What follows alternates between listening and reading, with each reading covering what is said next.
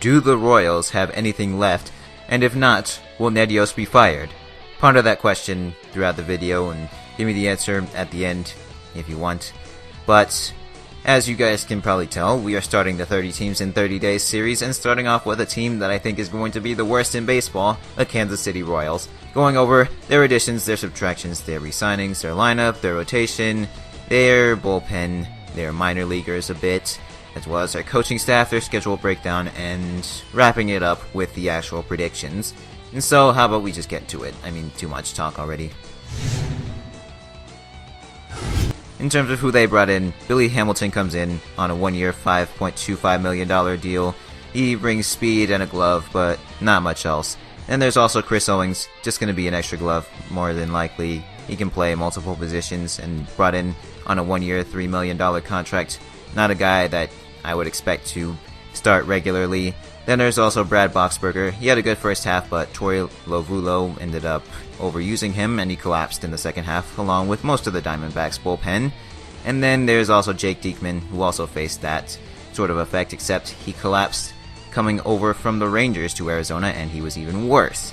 And then there's Homer Bailey. I guess. Looks like he's just going to be in the minors and just being extra pitching depth. But in terms of who they lost, Alcides Escobar, not really missing much there. And then there's also Jason Hamill, not missing much there. Wasn't that good either. And then Nate Carnes, who sort of fell flat after a good previous 2 seasons before 2018, but he was not good in 2018. And when it comes to re-upping players, there were none that were unrestricted free agents, so not really much to go over there. And now with the lineup, it's not one that impresses me. What you're seeing are projections from BaseballReference.com, and I mean, I can't say that I disagree with too many of these. Whit Merrifield can probably be something. He was the hits and stolen bases leader of last year, but I mean, who's to say that he won't be traded because he's now in his 30s, early 30s. Then there's also Jorge Soler. Hopefully he stays healthy and provides something. Salvador Perez is pretty much just a home run type of hitter, but even then he only hits like around 20 home runs. He's really there for his defense at the backstop, or, you know, behind the dish, I guess. And then, I mean, another guy that I guess to look out for, Brian Goodman. He was formerly a decently touted Nats prospect, but didn't really pan out just yet, or thus far. And we'll see what he can bring in a roster that's sort of wide open, but not much there. And then some of the bench players. Jorge Bonifacio is coming off of a suspension. Who's to say how well he'll perform there? I mean, we'll see. Cam Gallagher hasn't really shown much of anything, and Chris Owings, as I mentioned before, just an extra glove that can play multiple positions. Some minor leaguers, though, I mean, not much there either. Brett Phillips, I'm a bit skeptical about. And Kelvin Gutierrez, maybe he can become something. Looks like he might be closer to becoming nothing. But otherwise, not much else really that I would go over in the minors. And one thing I realized that I forgot to do, I forgot to grade the lineup. It's a D+, and their depth, hitting depth, I grade it an F. It's just unimpressive hitting core. When it comes to their rotation, here you have Danny Duffy. He had his first bad season since his rookie year last year. Projections based on BaseballReference.com don't treat him very nicely, but I mean, we'll see on that front. Ian Kennedy pretty much fell off of a cliff the past couple of seasons, so not really into him, or, you know, what he's going to bring. Not really sold on him, I should say. Jake Junis hasn't really shown much so far. Still don't have high hopes for him.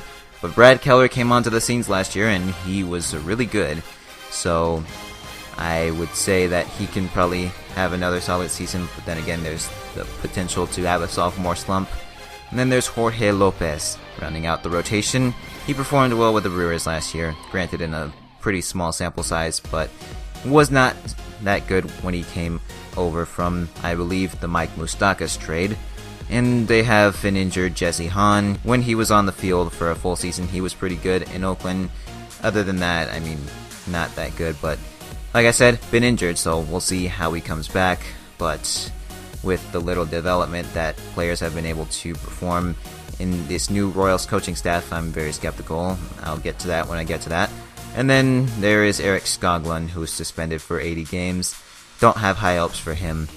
So overall, D+ rotation. In terms of their pitching depth, which includes parts of the rotation and also some minor leaguers, there is just Homer Bailey and a few prospects. Overall, I give it a grade of an F. It could probably be a D- if some prospects come up and perform well, but right now, just F. The bullpen includes Brad Boxberger. I think he had a really good first half. No, he did have a really good first half, but like I said, burnt out in the second half. And Willie Peralta overperformed FIP, and not much else there. A bunch of sketchy sort of pitchers. The only guy that I'm really looking forward to looking at, I guess, is Kevin McCarthy. He did put together 2 solid seasons, so he should be okay for them. But overall, very unimpressive bullpen. They had to use a couple of Rule 5 draft picks to fill out their roster, so overall, I'll give it a D+ grade. And bullpen depth gets an F as well. So Royals, no depth whatsoever. Not really any pieces that can carry, or not really any pieces that they can rely upon, so overall a very unimpressive roster.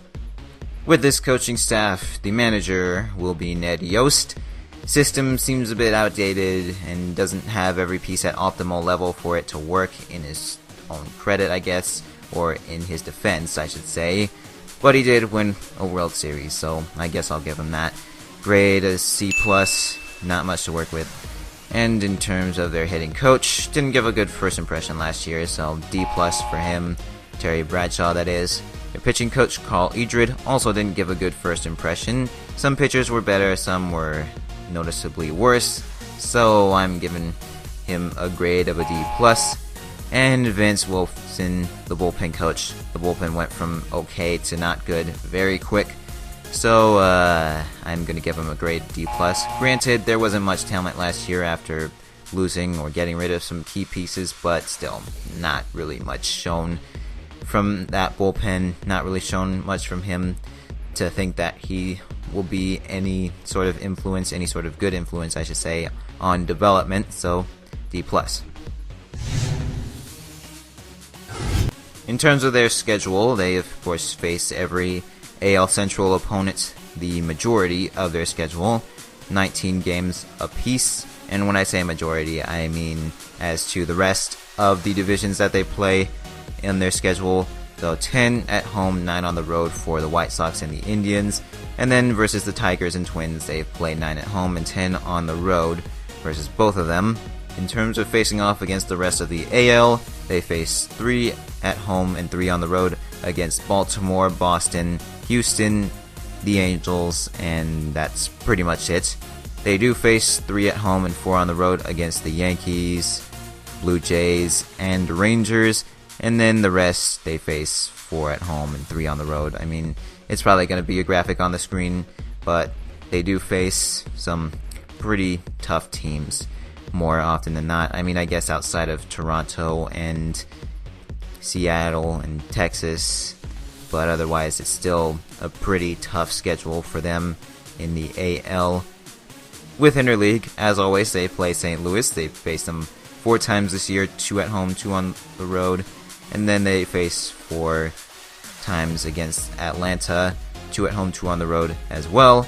And then they play the Mets and Phillies 3 times apiece at home, and the Nats and Marlins 3 times apiece on the road.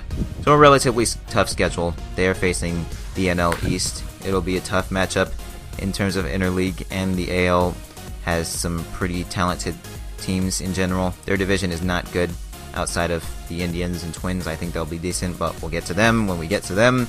In general, this is just not a very easy schedule for a team like the Royals. And now, where all the reverse jinxing and all the jinxing happens, record predictions. And so, with Bleacher Reports, they have them going 63 and 99. RotoChamp has 70 and 92, as well as Fangraphs, and the Pacoda projection is 72 and 90. If you ask me, those are quite lofty win totals for a roster like this. The over-under is 69, also a bit high to me. And I have them going 52 and 110. I think this roster is very unimpressive. Their new coaching staff did not give me a good impression last year at all, because I didn't think that they were going to be that bad. I thought they would be subpar, but not god-awful like they were last year. I mean, the only team that was worse was the Orioles. And in general, I just think this team is in for dark times again. And so, this is going to age very poorly, I assume, because that's just how things work. So, in before they end up going 110-52 and winning the World Series again, because that's how these things go. But otherwise, let me know your thoughts on the Royals. Maybe I'm undervaluing a few positions, but I just think this team is not going to be good, and it's just going to be beaten up by their opponents. So let me know what you guys think. Any Royal fans have something that you want to tell me, then by all means. But otherwise, that'll do it. I'm going to be starting to plug my Twitter, because I don't know why I haven't been doing that. Both of my accounts, actually. So they'll flash on the screen, both my personal account, where I just do a lot more talking on there, but also I have a lot of things that I say on that account. And with my YouTube account, it's just for updates, and I've also been keeping track of spring training videos that get released on Twitter, so if you guys want to follow either one of those accounts, feel free to do so. Otherwise, that'll do it, and with nothing to lose, I'm setting myself up for slander in a couple of years, maybe even a couple of months, depending on how this video ages.